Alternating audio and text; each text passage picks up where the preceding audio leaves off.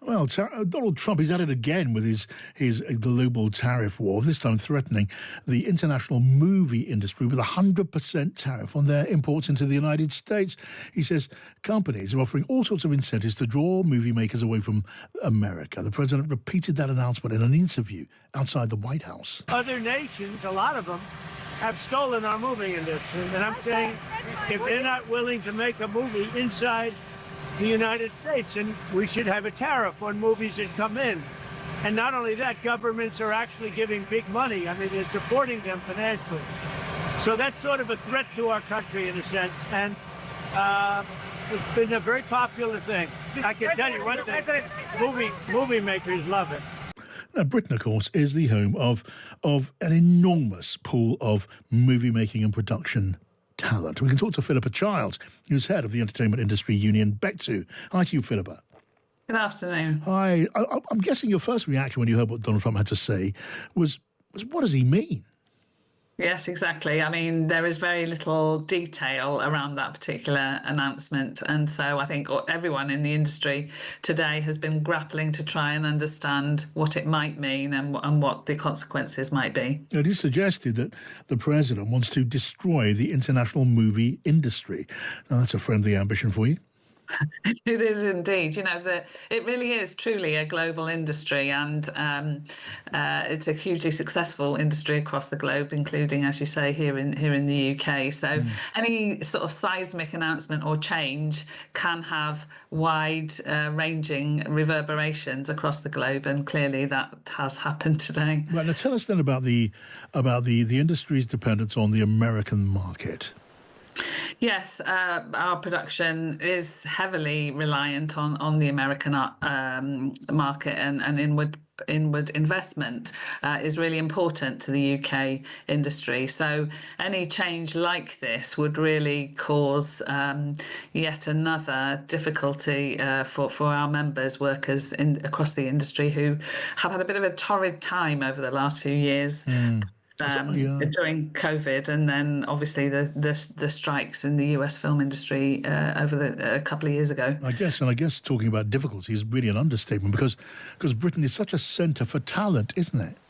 It is indeed. And why do filmmakers come here? Because we've got fantastic studio space, beautiful locations, and really experienced and skilled crew. So they love making films here, and we don't want, obviously, anything to disrupt that situation. And would it be possible for the international movie industry, just to carry on, if American audiences were only able to see stuff that was made and produced in America? Would that even work? No, I don't think anybody does think it will work. And in fact, I think I saw something that suggested that already Trump was rowing back from, or the White House was saying that he hadn't actually proposed this yet. It was just something that he was thinking about. But as I said, it's a global industry, and people produce in one country and then do post-production in another country and move around for locations. So I just can't imagine an industry where there wasn't this sort of global situation. And what on earth can you say about a president of the United States who just sounds off about a thing like this in writing and then out loud, and he may just be sounding off, and there's nothing much to it? What a weird situation. Yeah, and causes such a lot of anxiety. And I think on your bulletin, I think I just heard something about Netflix shares as a result of this latest idea from Trump, which, you know, language has consequences clearly, and it's having consequences for them at the moment. So I'm sure there'll be a lot of consternation in studios and streamers across the world. You know, we all enjoy films that are set, that are written, that are cast, that are shot, that are produced in America so very much.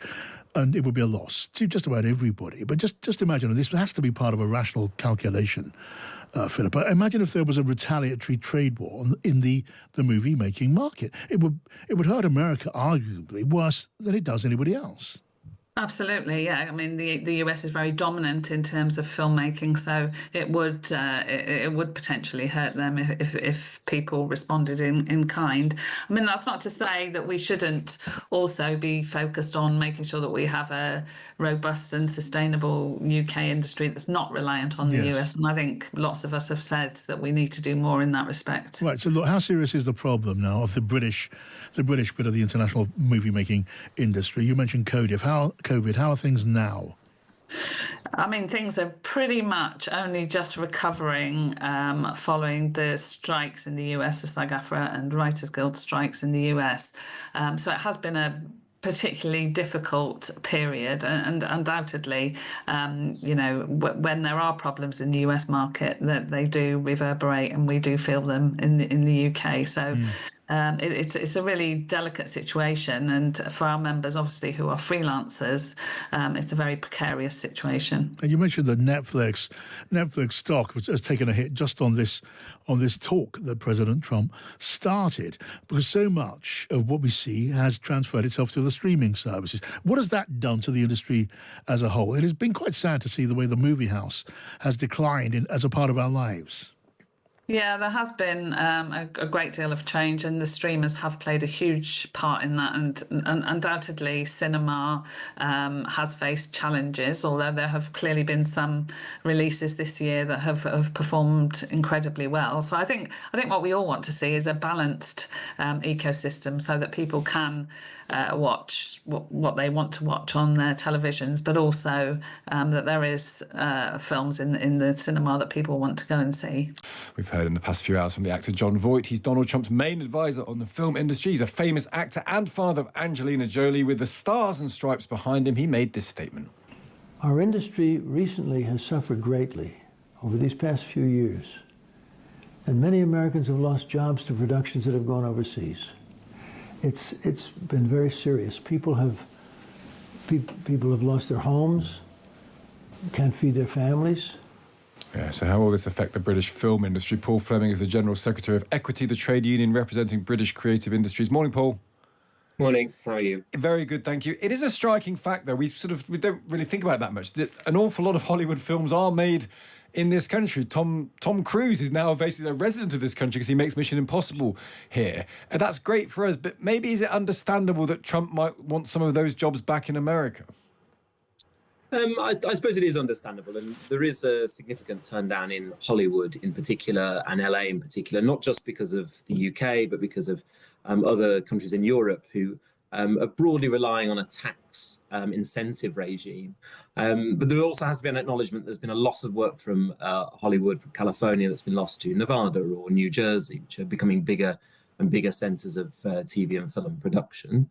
There's a lot of frustration, understandably, about the model that Hollywood is following and the impact that that's had on jobs, as was said. So the concern is understandable. But whether the United Kingdom or global production, which is driven by American money, is the right target for that is more than debatable. And we can't work out how it would work. Is, say you had a film with American money, an American studio, American stars largely, but filmed partially in Britain, partially in the EU, with special effects from Canada. How on earth do you impose tariffs on that? Well, nobody knows. I mean, I think we have to sort of treat it very calmly in the sort of way we have to become accustomed to Donald Trump's pronouncements. There is clearly an objective that he has here, and I think the objective is very clearly articulated: more jobs, more production in Hollywood. Is that served really by stopping Netflix investing in Danish language drama? Clearly not. Is that going to be served by stopping Barbie, which was recorded over here, on British Union collective agreements, or Wicked, or Mission Impossible, as you say? Does that really help or hinder the American film industry? I think there's, of course, with all of Trump's tariffs, and indeed a lot of his attitude to life, you get a great upfront announcement. You then have to try and understand what he's trying to achieve, what will actually happen, and the practical way of implementing what he wants takes a lot more digesting. So there's no need for immediate panic.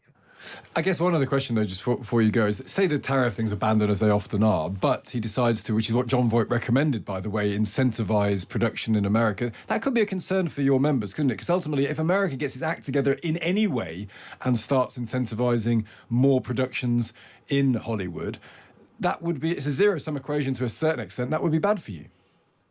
Not necessarily, no. I mean, the industry tends to feed itself. So the more production you have, the greater global appetite that there is for that work. I think that an upturn in American production is a good thing for the UK. And I think what has to be acknowledged is the things that we can resolve in the UK. A lot of the panic over the last 24 hours is due to the fragility of the system. The Times broke a story this weekend about potentially scrapping DCMS being considered by the Labour government. That would be a retrograde step. Relying on tax incentives for foreign money instead of domestic production that's funded by subsidy or indeed by British investment, probably funding public service broadcasters. These are all things that actually mean that we don't need to be as worried or scared about the long-term implications of a global trade war. My members are going to be more affected by the general rate of inflation than they are by some strange internal games of the American past. Very well put, Paul. Good to speak to you. Thank you for joining us.